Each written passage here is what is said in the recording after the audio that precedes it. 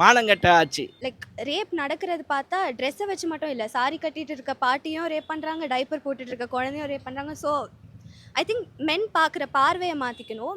இந்த ஆட்சியை நான் வந்து ஒரே வார்த்தையில் சொல்லணும்னா, பூ மானங்கெட்ட ஆட்சி. அப்பா உங்கள் ஆட்சி ரொம்ப தப்பாக போகுது, மானங்கெட்ட ஆட்சி. பூ. அதே ஷார்ட்ஸோ கேஷுவல் டிஷர்ட்டும் நான் கேஷுவலாக போட்டு போனால் கீழேருந்து மேலே வரைக்கும் பார்க்குற மாதிரி அன்சேஃபாக இருக்கேன்றதுக்காக நம்மளோட கம்ஃபர்ட் வேறு கூட போட முடியாமல் இருக்க மாதிரி தான் இருக்குது. எப்போ இருக்க கவர்மெண்ட்மே இதுக்கு பனிஷ்மெண்ட் அவ்வளோ இன்க்ரீஸ் பண்ண மாதிரி தெரியல. இல்லை அவங்கள நிற்க வச்சு தலையை கட் பண்ணுறது, ஷூட் பண்ணுறது, தூக்கு தண்டனை. கோவம் தான் வருது. அதுக்கு எதுக்கு சும்மா ஒரு நாடகத்துக்காக அவரை உள்ள தள்ளி அதுக்கு நாங்கள் ஆக்ஷனே எடுக்க மாட்டோங்க, நீங்கள் எப்படின்னா போங்க, எங்களுக்கு உங்கள் சேஃப்டி மேலே அக்கறை இல்லை, நாங்கள் ஆக்ஷன் எடுக்க மாட்டோம்னு சொல்லிட்டு போயிடலாம். அதுக்கு ஏன் அந்த பொண்ணு அப்படி இருந்தா, ஏன் அங்கே இருந்தா, அந்த டைமில் என்ன பண்ணிட்டு இருந்தா அப்படின்னு தான் கேட்குறாங்களே தவிர ஒரு பயம் வருது. ஏன் இப்படி பார்க்குறாங்க? தனியாக போகும்போது ஒரு இடத்துல ஒருத்தவங்க நின்று பார்த்துட்டு இருக்கும்போது ஒரு பயம் வரும். இந்த மாதிரி குற்றங்களுக்கு எந்த மாதிரி தண்டனை கொடுத்தா குற்றங்கள் குறையும்? தூக்கு தண்டனை அது மாதிரி எங்களால் தனியாக வர முடியும். பட் ஆனால் அந்த லைட்டாக ஒரு இன்செக்யூரிட்டி ஃபீலிங் இருக்கும். யாராவது வராங்களா, ஃபாலோ பண்ணிட்டு வராங்களா, நாங்கள் செக் பண்ணிகிட்டே வரோம். இவ்வளோ குற்றங்கள் நடக்கிற ஆட்சி எனக்கு வேண்டாம். எப்படி சொல்றது, ரொம்ப கேவலமான ஒரு விஷயம் தான் நான் சொல்லுவேனே. பசங்கிட்டு தப்பாக நடந்துக்கிறாங்க. ஆனால் கேட்கணும், யாரெல்லாம் கேட்காமலாம் இருக்கக்கூடாது, கேட்கணும். ஆனால் அது இல்லைன்னு தெரியல. கவர்மெண்ட்டோ இல்லை வேறு எதுவும் என்ன பண்ணுறாங்க எங்களுக்கு தெரியல. நடந்தது எங்கேயோ அங்கேயே பிடிச்சி அங்கேயே நிற்க வச்சு அப்பயே அந்த தீர்ப்பு கொடுத்துட்டு வச்சுக்கோ, நெக்ஸ்ட் டைம் யாரும் பண்ண மாட்டாங்க. பாதுகாப்பு இல்லாதனால தான் சார் இப்படிலாம் நடக்குது. சொல்லுங்க பார்க்கலாம். பெரியவங்க வந்து அவங்கள வந்து சேஃபாக பார்க்கக்கூடிய ஏஜில் இருக்கிறவங்களுக்கே அந்த சேஃப்டி இல்லைன்னா அப்புறம் குழந்தைங்கள்லாம் நம்ம என்னன்னு சொல்கிறது. இப்போ நானே பார்த்தீங்கன்னா எனக்கு 2 பொம்பளை பசங்க தான். பக்கத்து வீட்டில் எங்கேயாவது அனுப்புறதா இருந்தால் கூட நான் வந்து வீட்டில் பெரியவங்க இருந்தால் தான் நான் அனுப்புகிறேனே. பெரியவங்க யாரும் இல்லைன்னா நான் என் பசங்களை நான் விடுறது கிடையாது. இதெல்லாம் பார்க்கும்போது கொஞ்சம் என்ன சொல்கிறதுன்னா, இதனாலேயே ஏன் நம்மளுக்கு வந்து பையனாக இல்லாமல் போச்சு அப்படின்ற மாதிரி ஃபீல் பண்ணுற அளவுக்கு இருக்குது நம்மளுக்கு. இல்லைங்க எப்படி ஆமாம், எங்கே போனாலும் இப்போ அங்கே இந்த ட்ரெஸ் தான் போட்டு போகணும், அதுதான் போட்டு போகணுன்னு நம்ம இது பண்ண வைக்கிறாங்கல்ல. தமிழகத்தில் உள்ள 7 வயசு சிறுமி, 10 வயசு சிறுமி அப்படின்னு சொல்லிட்டு ஒரு 16 குழந்தைகள் கற்பழித்து கொலை பண்ணியிருக்காங்க. இது எப்படி பார்க்குறீங்க நீங்கள்?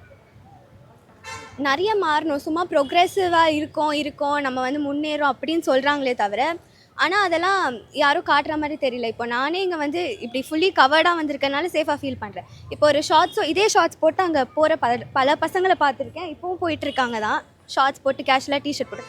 அதே ஷார்ட்ஸோ டிஷர்ட்டும் நான் கேஷுவலாக போட்டு போனால் கீழேருந்து மேலே வரைக்கும் பார்க்குற மாதிரி அன்சேஃபாக இருக்கேன்றதுக்காக நம்மளோட கம்ஃபர்ட் வேறு கூட போட முடியாமல் இருக்க மாதிரி தான் இருக்குது.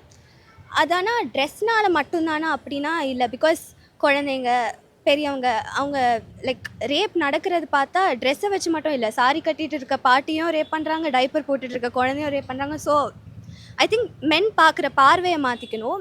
கரெக்டான நடவடிக்கை எடுத்தால் இன்னும் நல்லாயிருக்கும். பனிஷ்மெண்ட்ஸ்லாம் மற்ற கண்ட்ரீஸில் கொடுக்குற மாதிரி இருந்தால் இங்கே பனிஷ்மெண்ட் எடுக்கிறாங்களா இப்போ இருக்க கவர்மெண்ட்? இல்லை, இப்போ இருக்க கவர்மெண்ட் இல்லை, எப்போ இருக்க கவர்மெண்ட்மே இதுக்கு பனிஷ்மெண்ட் அவ்வளோ இன்க்ரீஸ் பண்ண மாதிரி தெரியல. அதெல்லாம் கண்டிப்பாக மாற்றணும். இந்த மாதிரி தவறுகள் பண்ணுறவங்களுக்கு எந்த மாதிரி தண்டனை கொடுத்தா தவறுகள் குறையும் நினைக்கிறீங்க? மற்ற கண்ட்ரீஸ் பொறுத்த வரைக்கும் லைஃப் டைம் சென்டென்ஸ், இல்லை அவங்கள நிற்க வச்சு தலையை கட் பண்ணுறது, இந்த மாதிரி பண்ணுறாங்க, ஷூட் பண்ணுறது. இங்கே பார்த்தா ஒரு 3 மாதம் ஜெயிலில் போடுறாங்க, அடுத்த மாதம் பார்த்தா அவங்க இன்னும் ஒரு 10 பேரை அதே மாதிரி தான் பண்ணிட்டு திரியிறாங்க. ஸோ லைஃப் டைம் சென்டென்ஸ் இல்லாட்டி தூக்கு தண்டனை. நீங்கள் இந்த அண்ணா யூனிவர்சிட்டி நியூஸ் பார்த்துருப்பீங்க கொஞ்சம் மாதங்களுக்கு முன்னாடி. உள்ள போனார் ஞானசேகரன் சொல்லிட்டு, அவர் இப்போ வெளியே வந்துட்டார் தெரியுமா? தெரியும், நானும் அண்ணா யூனிவர்சிட்டி ஸ்டூடெண்ட் தான். ஸோ எப்படி இருக்கு கேட்கும்போது? கோவம் தான் வருது. அதுக்கு எதுக்கு சும்மா ஒரு நாடகத்துக்காக அவரை உள்ள தள்ளி அதுக்கு நாங்கள் ஆக்ஷனே எடுக்க மாட்டோங்க, நீங்கள் எப்படின்னா போங்க, எங்களுக்கு உங்கள் சேஃப்டி மேலே அக்கறை இல்லை, நாங்கள் ஆக்ஷன் எடுக்க மாட்டோம்னு சொல்லிட்டு போயிடலாம். அதுக்கு எடுக்கிறதும் எடுக்காததும் ஒன்று தான். ஒரு ப்ராப்பர் டிஎம்கே காரன் தெரியும்ல, டு பி ஃப்ராங்காக பேசுகிறோம். அவனை மாதிரி ஆட்களுக்கு என்ன சொல்ல விரும்புகிறீங்க? அவனை மாதிரி ஆளுங்களுக்கு சப்போர்ட் பண்ணுறவங்களுக்கு? யாருமே அவங்கள மாதிரி ஆளுங்களுக்கு சப்போர்ட் பண்ணுறோன்னு பேசல. ஏன் அந்த பொண்ணு அப்படி இருந்தா, ஏன் அங்கே இருந்தா, அந்த டைமில் என்ன பண்ணிட்டு இருந்தா அப்படின்னு தான் கேட்குறாங்களே தவிர நாங்கள் அவருக்கு சப்போர்ட்லாம் பண்ணல, ஆனால் அவங்க ஏன் அந்த டைமில் என்ன பண்ணிட்டு இருந்தாங்க அப்படின்னு தான் கேட்குறாங்க. ஸோ விக்டிமை குவெஸ்சன் பண்ணுறதை விட்டுட்டு யார் தப்பு பண்ணாங்களோ அவங்கள குவெஸ்சன் பண்ணால் எல்லாமே மாறும். நேற்று கூட பார்த்தீங்கன்னா தூத்துக்குடி மாவட்டம் விளாத்திக்குளத்தில் 12வது படிக்கிற ஒரு பொண்ணு இயற்கை உபாதை கழிக்க போயிருக்கு. அந்த பொண்ணை கற்பழிச்சு கண்டதுண்டமாக வெட்டி கொலை பண்ணியிருக்காங்க. இதுக்கு நியாயம் கேட்டு போராடின பொதுமக்களை வந்து அவங்க குடும்பத்தாரை கைது பண்ணியிருக்காங்க. இது எப்படி பார்க்குறீங்க? யாரை கைது பண்ணணுமோ அவங்கள கைது பண்ணாமல் அகெயின் விக்டிம் மேலே ப்ளேம் பண்ணுறாங்க. கம்பேரிட்டிவ்லி யாருமே ஆக்ஷன் எடுத்த மாதிரி தோணல. இதுக்கு முன்னாடி இருந்த கவர்மெண்ட்டும் ஒன்று இதே மாதிரி பண்ணி போதுமான சேஃப்டி கிடையாது. குழந்தைகளுக்கானாலும் சரி இளம் பெண்களுக்கும் சேஃப்டி போராதுன்னு தான் நான் சொல்லுவேன். 2 வயசு குழந்தையும் விட மாட்டேங்கிறாங்க, 70 வயசு கிளை 60 வயசுக்கு மேலே இருக்கிறவங்களையும் விட மாட்டேங்கிறாங்க. ஸோ எங்கே போயிட்டுருக்குன்னு தெரியல, எப்படி அவங்கள எஜுகேட் பண்ணணும்னு தெரியல. ஏன் இந்த மாதிரி அவங்களுக்கு தாட்ஸ் வருதுன்னா அதுக்கு ப்ராப்பர் எஜுகேஷன் கொடுக்கலாம். இல்லாட்டி அந்த மாதிரி செக்ஸ் எஜுகேஷன்றது வந்து நம்ம கம்பல்சிவாக அதை கொண்டு வரணும்.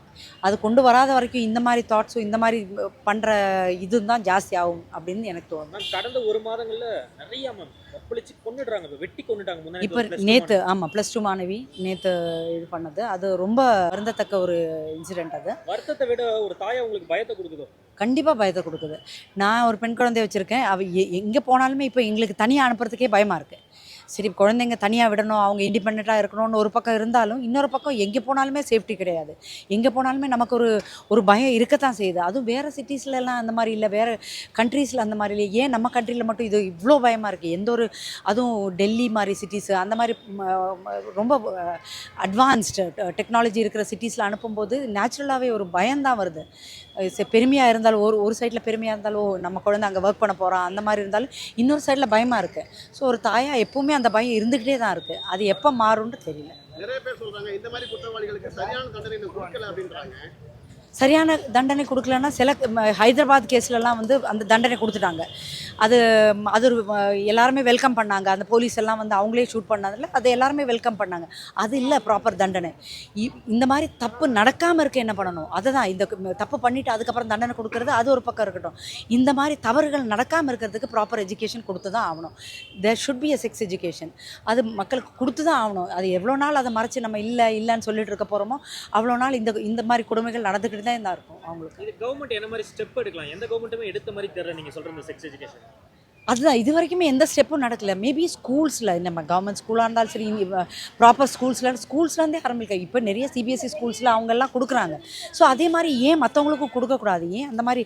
அப்புறம் எஜுகேஷன் வரணும். நிறைய மக்கள் ஒர்க்கர்ஸ் இன்னுமே எஜுகேட்டட் இல்லாமல் இருக்காங்க. I think they should all need proper education. Education is the basic கிரவுண்டுன்னு நான் சொல்லுவேன். ப்ராப்பர் எஜுகேஷன் இருந்தாலே இது பாதி இந்த மாதிரி தவறுகள் நடக்காமல் இருக்கும். we can protect all this, we can prevention பண்ணலான்னு நினைக்கிறேன். வேலியே பயிரை மேய்ந்த கதையாக 2 நாளைக்கு முன்னாடி பார்த்தா ராயபுரத்தில் ஒரு காவல்துறை ஒரு வீட்டில் புகுந்து அந்த பொண்ணுகிட்ட போயிட்டு தகாத முறையில் நடந்து ட்ரை பண்ணிட்டாரு.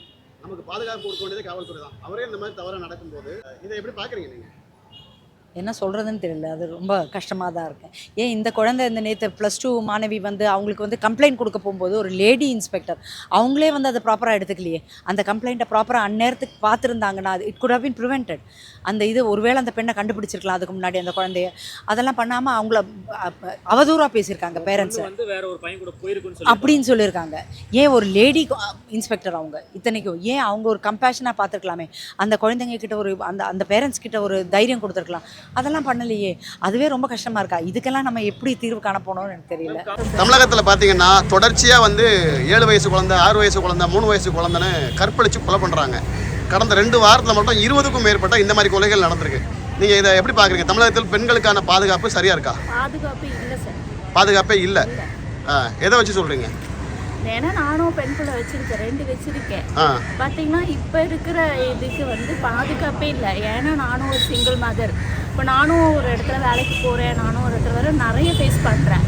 பெண்களுக்கு பாதுகாப்பே இல்லை.